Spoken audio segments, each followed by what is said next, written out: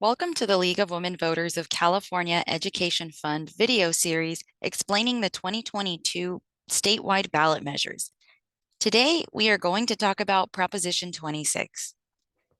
Prop 26 would allow in-person roulette, dice games, and sports wagering on tribal lands. The question it asks is, should California legalize in-person sports betting, roulette, and dice games at tribal casinos? Currently, California allows the California Lottery, card rooms, betting on horse racing, and gambling in American Indian-owned casinos in California.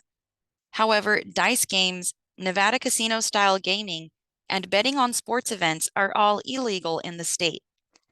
If passed, Prop 26 would allow tribal casinos to run roulette and dice games.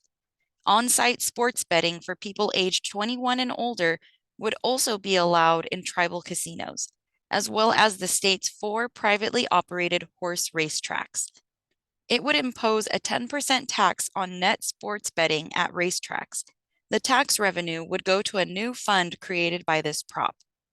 Any tax revenue left after deducting costs for the regulation of in-person sports betting would be divided to send 70% to the state general fund, 15% for programs dealing with gaming or mental health research, then 15% to the Department of Justice for enforcing gaming laws.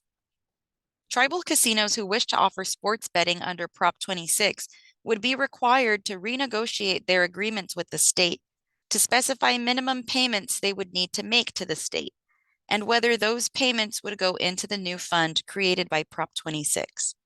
If the payments do not go into the new fund, the proposition requires tribes to at least pay the state for the cost of regulating sports betting at tribal casinos. Prop 26 would also allow a person or entity who is aware of violations of the gaming law to file a civil action if the California Attorney General declines to act. Any penalty assessed in a civil action goes to the new fund. The fiscal effects of this prop are hard to predict, since much of it depends on the terms of the agreements between the casinos and the state, and on how much people who play the games or bet on sports will spend. The increased state revenues from tax payments made on sports betting at racetracks and civil penalties for gaming violations could potentially reach tens of millions of dollars yearly.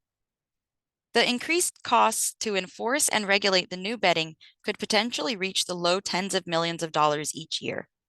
The state would also incur expense for enforcing certain gaming laws, and costs related to that are not likely to exceed several $million each year. Those who support Prop 26 say it would continue the 20-year legacy of allowing closely regulated gaming to support American Indian economies.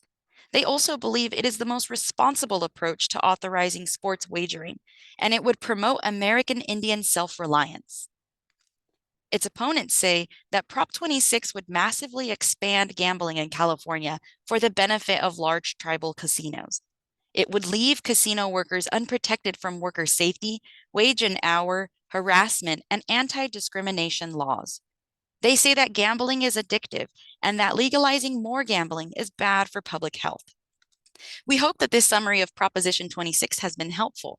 To learn more about what's on your ballot, visit votersedge.org for unbiased candidate information, information on the measures, and to learn about voting in your community.